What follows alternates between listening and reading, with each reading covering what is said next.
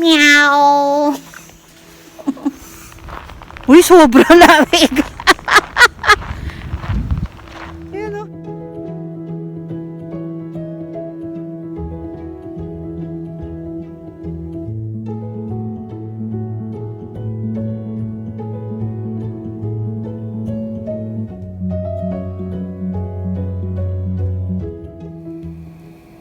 Yan.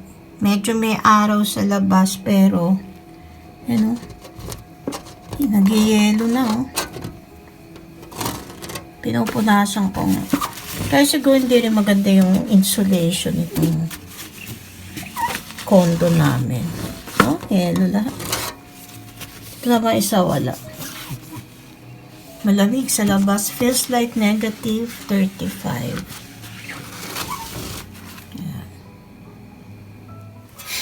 Ito rin may yelo doon sa balcony namin. Yung mga side. Nilalagyan na nga namin ng ganyan, no? Kasi umaano yung lamig pumapasok. Ito yung beef ko na pinapakuluan. Yung kahapon na dapat pang dito. Gagawin kong Korean noodles. Ay lalagyan ko ng Korean noodles. Yung japchae. Gagawin ko na lang sinigang kasi meron nga kaming fried na tilapia. At saka matrabaho kasing gawin yun. So, ito na muna gagawin ko. May gulay naman kami. Tapos pag konti lang kasi laman ito, so lalagyan ko na lang ng shrimp mamaya pang hanggang baon na yun. So, ito na. Nilagay ko na yung okra. Ito yung pechay. Patayin na natin kasi mainit pa yan para hindi ma-overcook ang gulay. Hindi ko pa nilagay lahat ng gulay kasi ito yung mag-iinit ako ay tsaka ako nagdadagdag ng gulay para hindi lantang-lanta. Okay? So, ready na rin yung aking tilapia doon. Ayan, ready na yung lunch namin. Ngayong Sunday. So, yung tilapia. Sabaw lang talaga na sinigang ang kinuha ko. Tsaka yung gulay. Kasi, merong tilapia. Pang mamaya na yung may laman. Tapos patis. Okay, dahil malamig ng panahon ngayon, masarap magsinigang. Kakain na kami. Nalabas lang kami saglit. Meow! Tama nga yung neighbor namin. Sobrang lamig. Yung sinisipong kakagad, di ko pa mandala yung gloves ko. Nakalimutan ko. Ipapanik pa. Kaya okay na. Tatago ko na lang sa sa bulsa ko.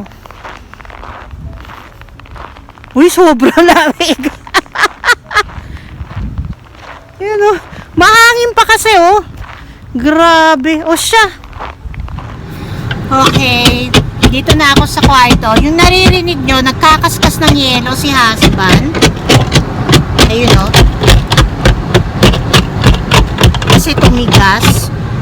Bale, ang weather sa weather network, kasi iba-iba yung app ng weather. Sa weather network app ko, it's negative 26. Feels like negative 36. Ganon kalamig. At sobra talagang lamig, 'di ba? So, kasi ito si Russell, hindi siya nakakakuha ng hindi pa siya ay nga pala, naglalagay siya ng karton ba 'yon? Oo, yung karton sa ilalim para hindi daw direkta yung lamig do sa sa makina. Ayun. Anyways, kasi meron nga silang free Starbucks coffee bean every week. Yung isang pack, hindi siya minsan lagi nakakakuha. Ewan ko, nakakalimutan ba niya o gusto niya pag weekend. So yun, nagkataon kahapon, nagtry kami, ginabi na kami sa Seafood City, so napagsarhan na kami ng Starbucks. Kaya ngayon namin kukunin, sasamahan ko na rin siya. Ayaw nga sanang lumabas, pero magkakape na lang kami sa labas. Okay? Watch lang kayo.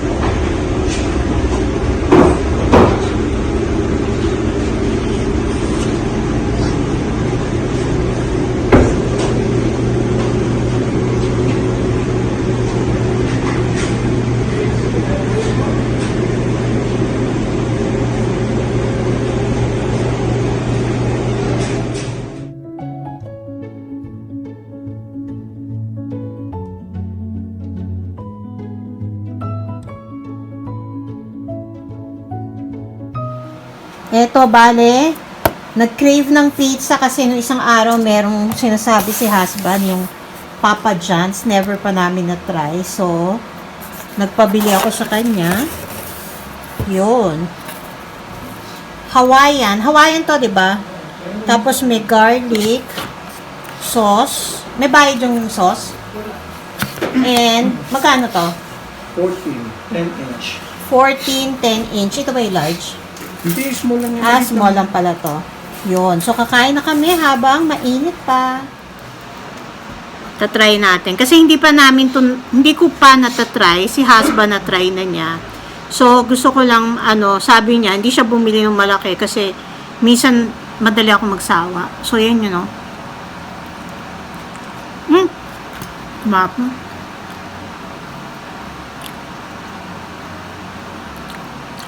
Oo naman siya, pero ang lambot ng crust. Parang gusto ko mas toasted. Pero masarap naman siya. So, $14, okay na siya. Kasi isang slice lang natin mo. Yung crust lang niya, parang gusto ko toasted pa. Pero yung taste, from 1 to 10, 7. Tapos lalagyan ko muna ng garlic sauce para matikman natin. Patingin nga. Yung garlic sauce nila is yellowish. So, tatry kong i-dip. Ay, maliit pala yung kinuha mo. Ito, tama.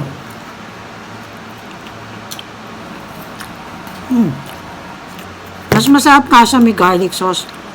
At walang bayad ang garlic sauce. Yung iba, di ba meron? Ayun. So, kakain lang kami.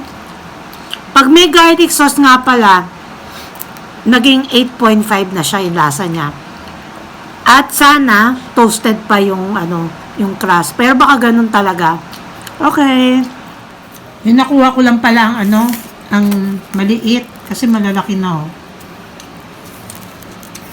Masarap siya. Pwede naman i-toast pa, pero gutom na kami, so hindi na. Yung kanilang garlic sauce, tastes like butter. So, baka ito ay butter and garlic. Yung masarap. Oh, cheers muna kami ng, ba yan?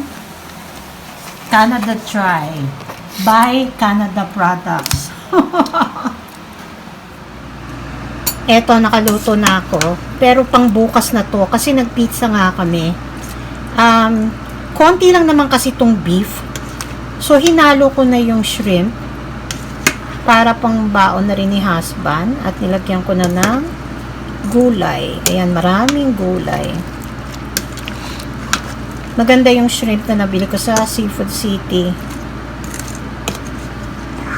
Pinatay ko na yan ng heat. Kasi yung heat niya, again, magluluto na sa gulay. Okay. Okay na yan. Tatanggalin ko pa nga to dito kasi ma-overcook yung vegetables.